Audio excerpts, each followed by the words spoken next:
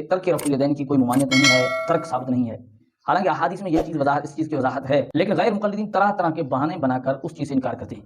تو ناظرین اکرام، آج ہم مسلم شریف کی اس حدیث کی طرف آپ کی توجہ دلانا چاہتے ہیں جس سے جان چھڑانے کے لیے طرح طرح کے غیر مقلدین بہانہ بناتے ہیں کہ کسی طرح اس حدیث سے جان چھوٹ جائے۔ وہ حدیث مسلم شریف کی جس میں رفع الیدین کی ممانعت ہے اور نماز کے اندر سکون اختیار کرنے کا حضور صلی اللہ علیہ وسلم نے حکم دیا ہے۔ نماز کی ابتدا کے علاوہ جو رفع الیدین کرتے ہیں اس کو شریر گھوڑوں کی دمیں قرار دیا اور کہا کہ اسکنوا فی الصلاۃ۔ اب اس چیز کے اندر وضاحت آ گئی کہ نماز کے اندر سکون اختیار کرو، یعنی ہاتھ اٹھانے کو شریر گھوڑوں کی دمیں کہا گیا۔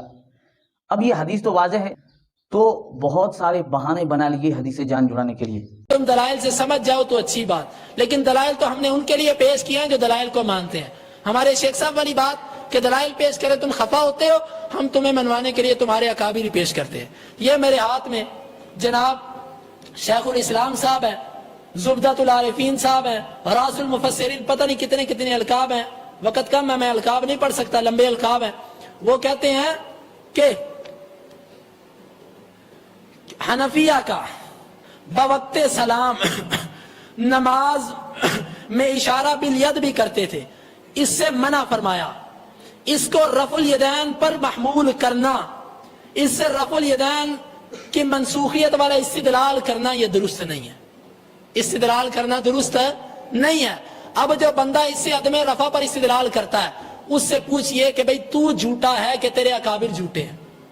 یہ پہلے فیصلہ کر، دن رات اکابر کی گردان پڑھنے والوں، پہلے یہ بتلاؤ کہ تم میں سے سچا کون اور جھوٹا کون۔ اور میں نے آپ کو پہلے بتلایا کہ یہ بڑے لطیفے والی بات ہے کہ ایک مقلد ہو اور وہ اختلاف کرے، ایک غیر مقلد اختلاف کرے تو بات بھی سمجھ میں آتی ہے، بھئی احادیث کو اس نے پڑھا ہے، جو اس کو سمجھ آئی ہے اس کے مطابق اس کا موقف ہے مجتہد۔ اور یہی بات اشرف علی تھانوی صاحب نے، حکیم صاحب نے، بھئی میں نے پہلے بتلایا حکیم صاحب کی بات مان لو، کیونکہ حکیموں کی جو بات نہیں مانتا اس کی طبیعت بہت خراب ہوتی ہے، پھر بعد میں وہ اپنی جان سے اور صحت سے بھی ہاتھ دھو بیٹھتا ہے۔ آپ کے حکیم صاحب فرماتے ہیں کہ اشرف الجواب کے اندر صفحہ نمبر 268 ہے، انہوں نے جو پھکی دی ہے وہ بھی یہ ہے کہ بھئی اس کا رفع الیدین کے ساتھ کوئی تعلق نہیں، اس کا تعلق سلام کے ساتھ ہے۔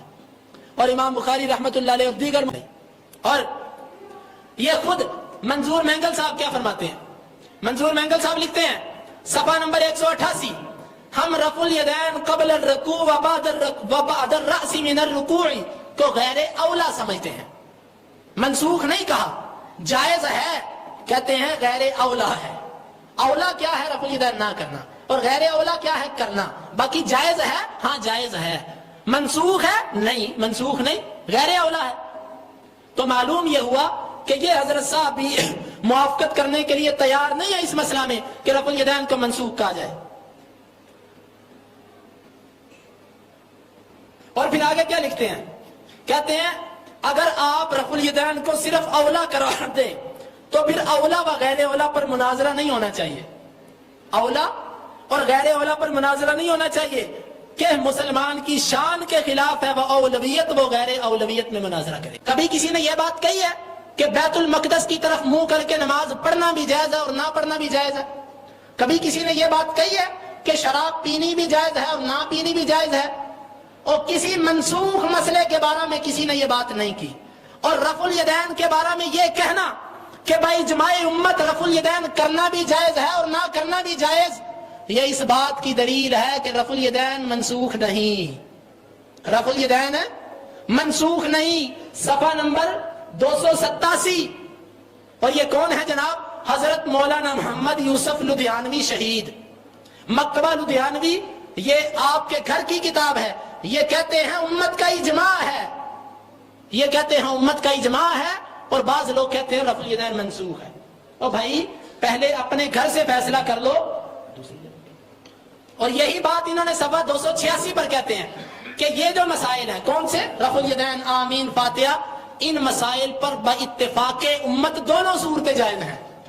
ان مسائل پر باتفاق امت دونوں صورتیں جائز ہیں۔ معلوم ہوا کہ جو اس مسئلے میں اتفاق نہیں کرتا وہ امت میں سے ہی نہیں ہے، کیونکہ یہ کہتے ہیں امت کا اتفاق ہے، اور جو اسے اتفاق نہیں کرتا وہ امت میں نہیں ہے ان کے نزدیک۔ تو لہٰذا بھائی آپ پہلے خود فیصلہ کریں، آپ دونوں میں سے سچا کون ہے اور جھوٹا کون ہے؟